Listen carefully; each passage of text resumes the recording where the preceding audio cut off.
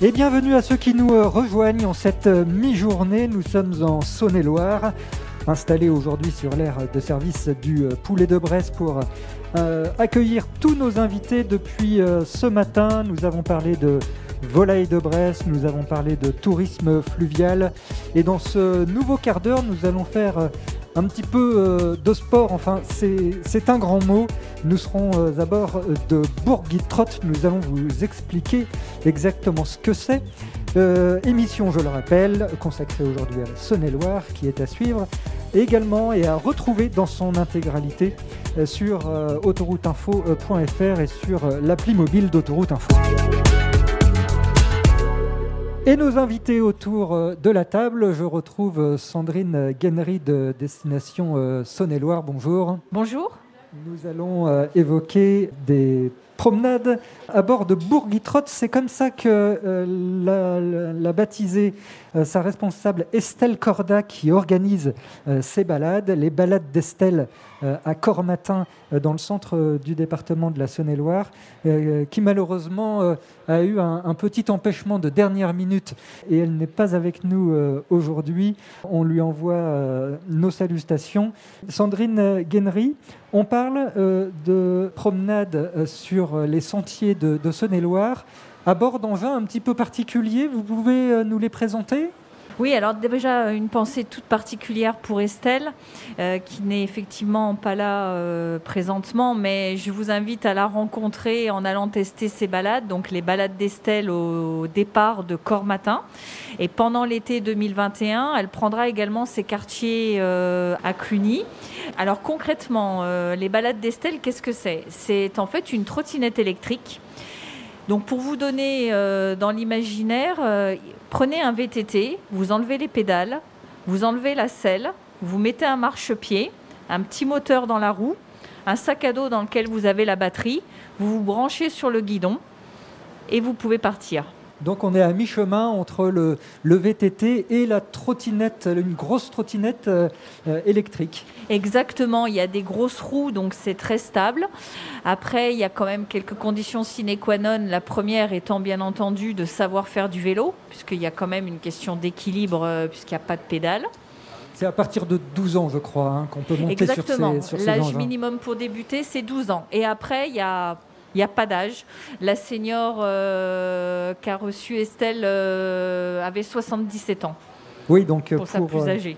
Voilà, pour tous ceux qui voudraient aller se promener. Alors, je disais faire du sport, oui, c'est un bien grand mot, parce que finalement, il n'y a plus qu'à se laisser porter par l'engin et admirer le paysage.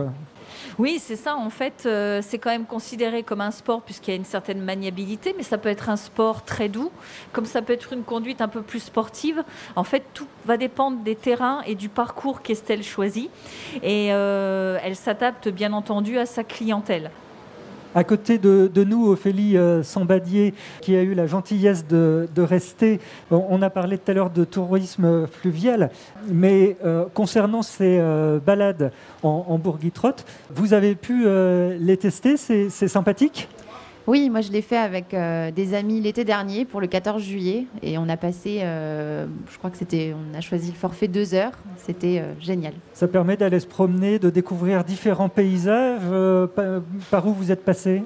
Oui, alors voilà, on est parti de Cormatin, du local d'Estelle à Cormatin et on s'est beaucoup baladé dans les vignes, petits chemins de terre et principalement dans des vignes. Donc les paysages sont géniaux. Et puis les itinéraires font également passer par des producteurs locaux, ce qui permet d'aller à la rencontre aussi des habitants du département. Oui, tout à fait. En fait, aujourd'hui, il y a 6 parcours différents qui existent. Il y a des balades découvertes, il y a des balades sur mesure et puis il y a des balades gourmandes. Donc, on peut déguster du fromage, on peut déguster les très bons vins de Saône-et-Loire. On peut aussi se rendre chez Julie, la ferme d'ânesse de Julie, où elle fabrique des produits naturels et en l'occurrence des savons à base de lait d'ânesse. Et puisque c'est l'heure de la pause déjeuner, je vous propose de parler d'une autre spécialité du département, c'est la crème qui est réputée pour accompagner chapons et poulardes. Crème de Bresse qui peut s'accommoder de 1001 façons. C'est vrai au beau jour en ce moment avec les produits de saison. Et pour mieux comprendre ce produit, il faut d'abord s'intéresser au terroir. On voit ça avec Éléonore Sauvageau, en charge du suivi de cette AOP laitière. En fait, la Bresse, elle s'étend essentiellement sur les départements de Saône-et-Loire à l'est et sur le nord de l'Ain.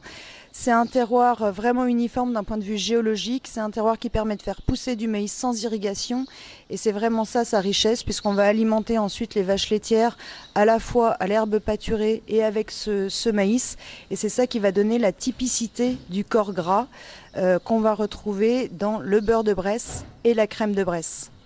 Les crèmes de Bresse, il y en a de deux types, la crème épaisse et la crème semi-épaisse.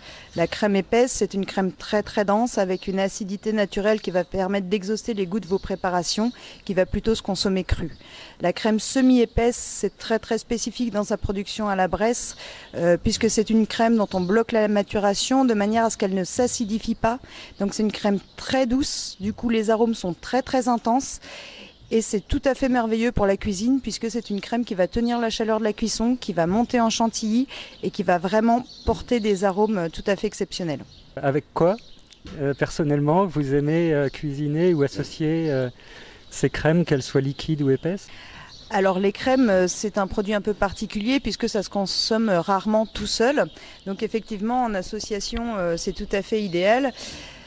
La crème semi-épaisse, vous en faites en 2 petits tours de fouet à main, vous en faites une chantilly qui est tout à fait extraordinaire à consommer actuellement avec les fraises, qui ont une légère acidité naturelle, qui sont très sucrées et qui vont venir être soulignées par la fraîcheur de votre chantilly. Voilà, de la bonne crème de Bresse avec les fraises de saison. Je crois que Éléonore Sauvageau nous a tous mis en appétit. Sandrine Guennery, directrice de Destination Saône-et-Loire, merci beaucoup pour votre intervention.